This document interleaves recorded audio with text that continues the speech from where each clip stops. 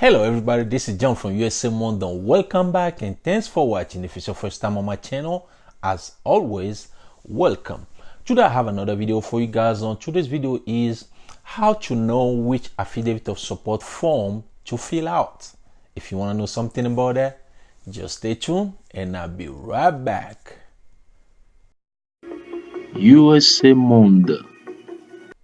If you are someone who is petitioning for your relative who is already here in the United States of America, or who will come to the United States of America on immigrant visa, you know that it's very important to fill out the affidavit of support form, which will show the U.S. government that you're going to be financially responsible for that intended immigrant. Okay, so now the question becomes, what kind of affidavit of support form you have to fill out? That's where people get confused, and I got a lot of questions about that topic. And today I decided to make a video to show you exactly which affidavit of support form to fill out. So if you're ready, I'm ready. Let's go in front of my computer so I can show you exactly which affidavit of support form to fill out. This is how you know which affidavit of support to fill out when you file I-140 petition or I-130 petition, and also I-526 petition.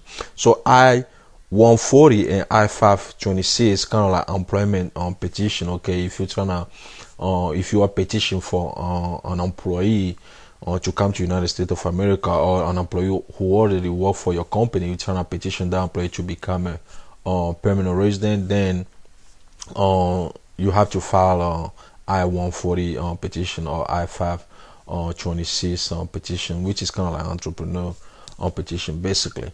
So in this case, if you the person who is filing the petition, you own at least 5% or more of the entity of that business, then you're gonna fill out form I-864. As you can see over here, you're gonna fill out form I-864 yourself. In case you own less than 5% of that business, then you don't need to complete an affidavit of support form. Okay, as you can see right here clear, if you own less than 5% of the business entity, then you do not need to complete an affidavit of support. Okay, now if you are an applicant, okay, or maybe intended immigrant, and you can be credited for at least 40 quarters of under the Social Security Act, as I explained it in one of my videos, I think like 2 weeks ago. And if you can prove that, you have 40 quarters of credit, then you don't have to fill up the regular I-864 like this one.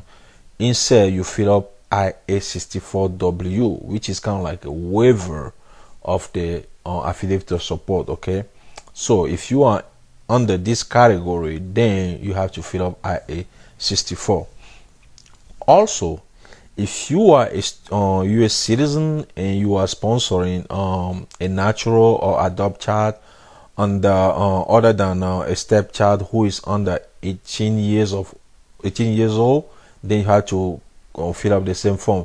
This what this means is that if you you're sponsoring your child, your biological child, or an adopt child, and also a stepchild who is under age of 18 years old, then you don't have to fill up the regular I-864, but instead you fill up I-864W. I think I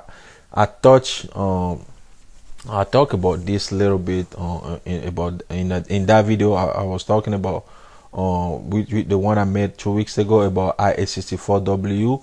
Yeah, I touched about that a little bit.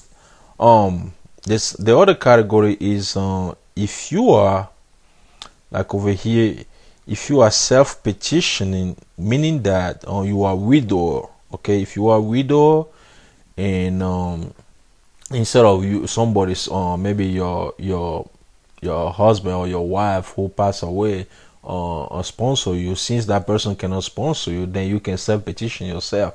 In that case, you don't have to fill up the regular I-864, but you have to complete the form, fill up the form I-864W.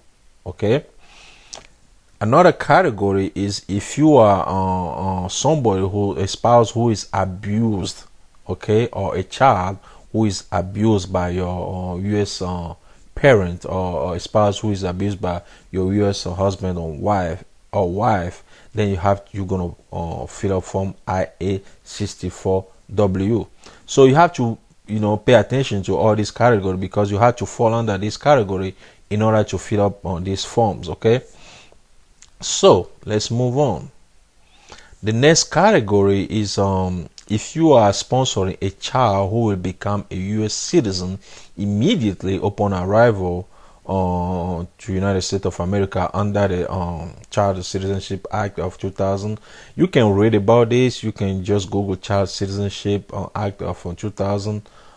Basically, it's like there are kids who will become a U.S. citizen once they come to United States of America. Okay, they don't have to become a permanent resident before become a U.S. citizen.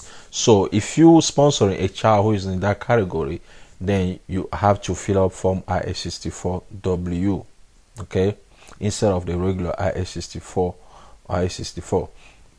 So, but in this category right here, if all these trees right here are true, the following are true. If all these three statements are true, then you're gonna fill up I-864EZ. Okay, those statements are what? If you file a form I-130 for your relative, okay, meaning that your relative, I mean your spouse, your mother, your father, your brothers and sisters, and all that. If you file an I-130 petition for your relative, okay, if there is only one applicant on the form, meaning that you cannot put two applicants in one form. If there is just one applicant on that form I-130, and also if the income you're using to petition that person, to sponsor that person, is based on your salary, your pension, that can be that is provided by your employer on the W-2 form. If these three statements are true, then you're gonna fill out form I-864EZ. Okay, you don't gonna fill up I-864, but you're gonna fill up I-864EZ. Another category, if none of the above apply and you meet the minimum income requirement, none of the above meaning that all the stuff I just talked about, all this, if none of these apply, then but you meet the income requirement, which is the 125% of the poverty guideline if you are civilian, and 100% of the federal poverty guideline if you are in military, then you're gonna fill up I-864. Okay. Now, if none of the above apply and you are using the income of other household member to meet the minimum income requirement, so if you don't meet the 125 or 100% of the income requirement, and you have to use your household member's income to be qualified, then you, the sponsor, you're gonna fill up the form I-864, and then the household member gonna fill up I-864A. I talk about this many times in my videos. Okay, so that's how you do that. So over here, none of the above apply and you do not meet the minimum income requirement, and you are using a joint sponsor, and also you are not using the income of other household member to qualify to meet the income requirement. So if all these are true, then you're gonna fill up the regular I-864. Okay, so that's how it works. That's how you know which affidavit of support to fill out, because like I said, I get a lot of questions about that, and at least this table right here will tell you exactly which affidavit of support to fill out under which category. Okay, even if you're doing if it's employment petition or relative petition, this is how you know which affidavit of support to fill out. That's it for today's video. I hope you guys love it, learn something from it. If you know somebody who needs to watch this video, please share with that person. If you like the video, hit the like button. If you want to see more video like this one, all you gotta do is subscribe. Once again, my name is John. Thanks for watching and see you in the next video. USA Monde.